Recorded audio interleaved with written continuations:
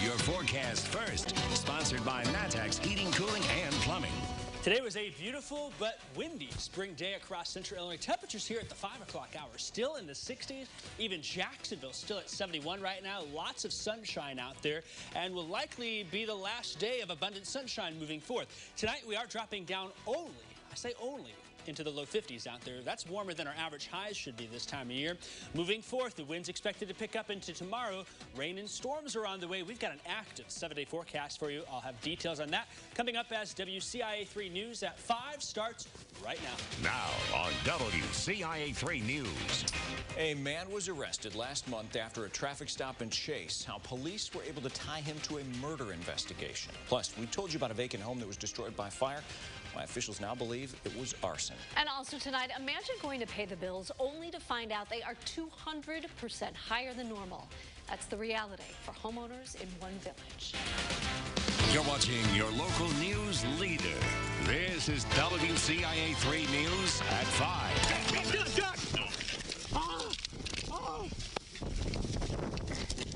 Step ground. If you reach for that, I'm not with you. It started as a traffic stop in Chase, but what police found during that arrest last month is now leading to murder charges. Good evening, I'm Paul Cicchini. And I'm Jennifer Roscoe. 25-year-old Tarico Gary is now charged with first-degree murder for the death of 20-year-old Jalen Cummings. WCIA 3's Jen Lask is with us. So how did this arrest lead to a breakthrough in that case?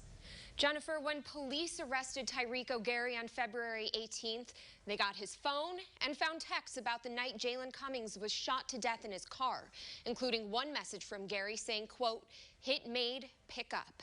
It's part of an ongoing feud between the South and East Side gangs. According to officer statements, Cummings and two other Southsiders had gone to pick up a stash of guns on December 22nd at a house near Leafland and Church after they got worried police were going to raid the home.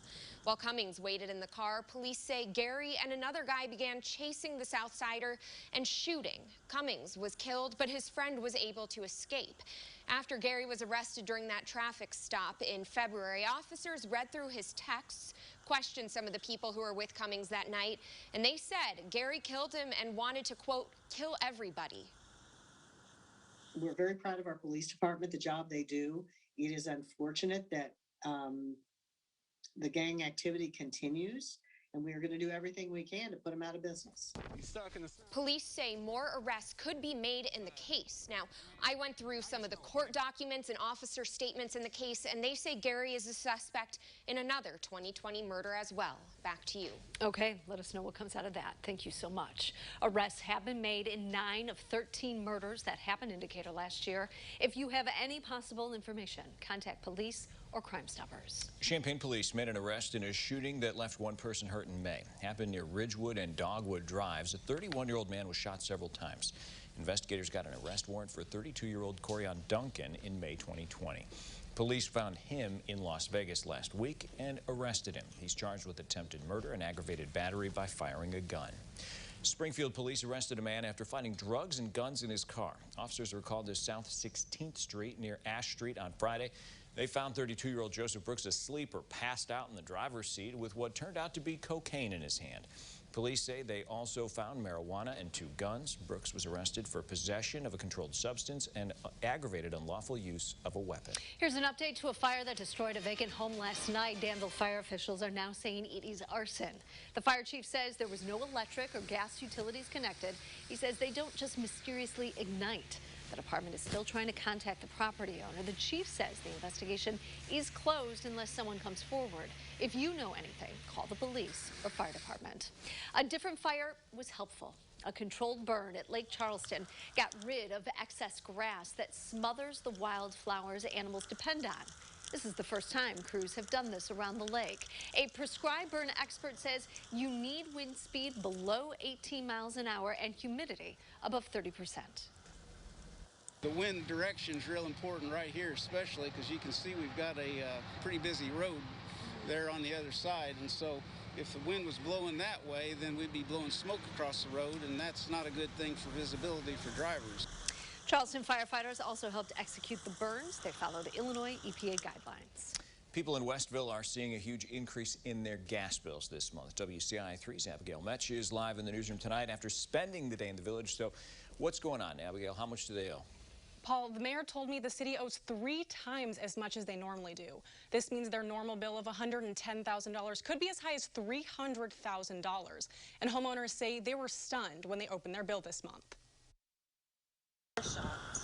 I mean, to go from our little bills until the cold snap came, you know, that was a shock.